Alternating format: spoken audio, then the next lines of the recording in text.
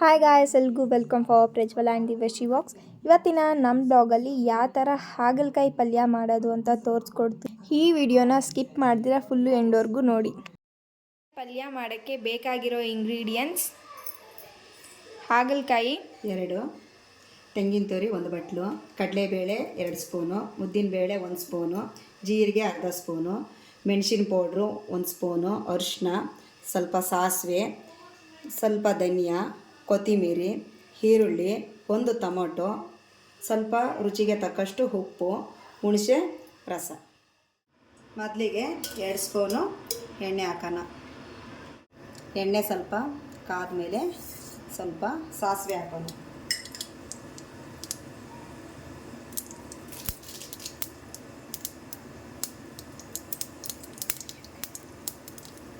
ನಂತರ ಸ್ವಲ್ಪ ಕರಿಬೇವು,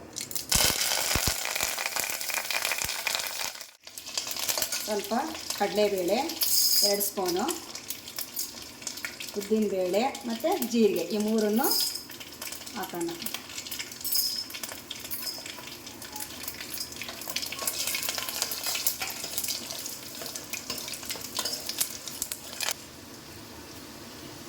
ಕಡಲೆಬೇಳೆ ಒಗ್ಗರಣೆ ಆಗಿದೆ. ಇವಾಗ ಈರುಳ್ಳಿ 1 ಗಡ್ಡೆ ಕಟ್ ಮಾಡಿರ್ತಕ್ಕಂಥ ಈರುಳ್ಳಿ ಹಾಕೋಣ.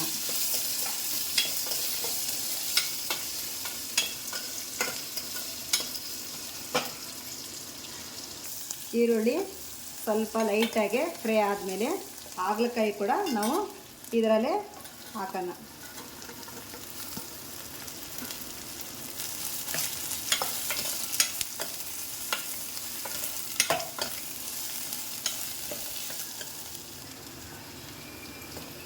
ಇವಾಗ ಹಾಗಲಕಾಯಿ ಸ್ವಲ್ಪ ಫ್ರೈ ಆಗಿದೆ. ನಾವೇ ಇದಕ್ಕೆ ಸ್ವಲ್ಪ ರುಚಿಗೆ ತಕ್ಕಷ್ಟು ಉಪ್ಪು ಹಾಕೋಣ.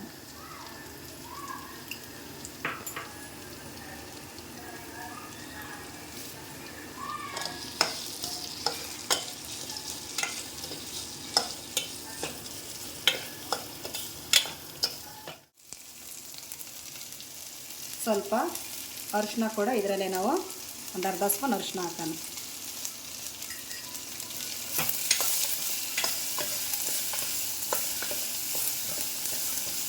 ಇದು ಸ್ವಲ್ಪ ಚೆನ್ನಾಗಿ ಫ್ರೈ ಮಾಡೋಣ.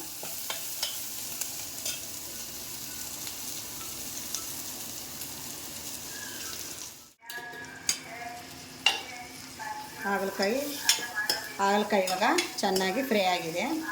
ಇದಕ್ಕೆ ನಾವು ಟೊಮೊಟೊ ಹಾಕೋಣ.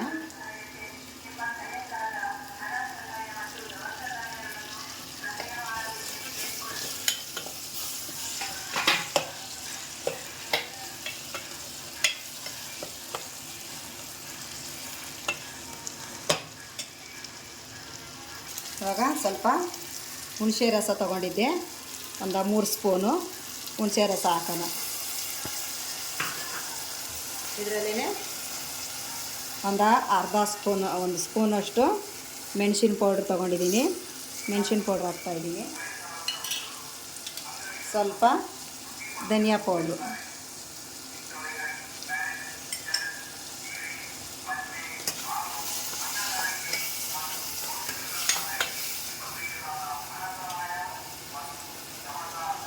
ನೀರು ಹಾಕೋಣ. ಒಂದು ಅರ್ಧ ಗ್ಲಾಸಷ್ಟು ನೀರು ಹಾಕೋಣ. ಇವಾಗ ಇದು ಸ್ವಲ್ಪ ಹೊತ್ತು ಬೇಯಲಿಕ್ಕೆ ಇಡೋಣ.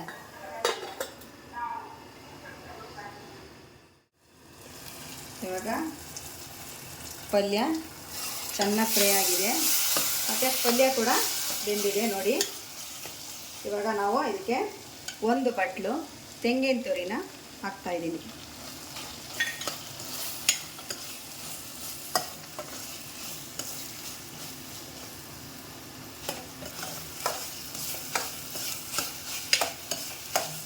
ಇವಾಗ ನಾನು ಕೊತ್ತಂಬರಿ ಹಾಕ್ತಾಯಿದ್ದೀನಿ ಸ್ವಲ್ಪ.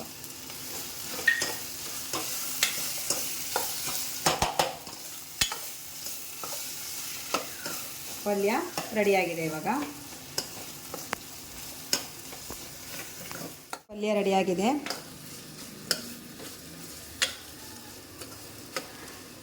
ಈಗ ಹಾಗಲಕಾಯಿ ಪಲ್ಯ ರೆಡಿಯಾಗಿದೆ. ಇದು ದೇಹಕ್ಕೆ ತುಂಬಾ ಒಳ್ಳೆಯದು. ಹಾಗೆ ಶುಗರ್ ಪೇಷಂಟ್ಗಳಿಗಂತೂ ವಾರಕ್ಕೊಂದು ಸಲ 15 ದಿನಕ್ಕೊಂದು ಸಲ ಮಾಡಿ ತಿಂದರೆ ತುಂಬಾ ಒಳ್ಳೆಯದು. ನೀವು ಒಂದು ಸಲ ಮನೇಲಿ ಟ್ರೈ ಮಾಡಿ. ಈ ವಿಡಿಯೋನ ನಾನು ಇಲ್ಲಿಗೆ ಎಂಡ್ ಮಾಡ್ತೀನಿ. ನಿಮ್ಗೇನಾರು ಇಷ್ಟ ಆದರೆ ಲೈಕ್ ಮಾಡಿ, ಶೇರ್ ಮಾಡಿ, ಕಮೆಂಟ್ ಮಾಡಿ. ಹಾಗೆ ನನ್ನ ಚಾನಲ್ನ ಸಬ್ಸ್ಕ್ರೈಬ್ ಮಾಡ್ಕೊಳ್ಳಿ. Thank you. ಎಲ್ರಿಗೂ ನಮಸ್ಕಾರ.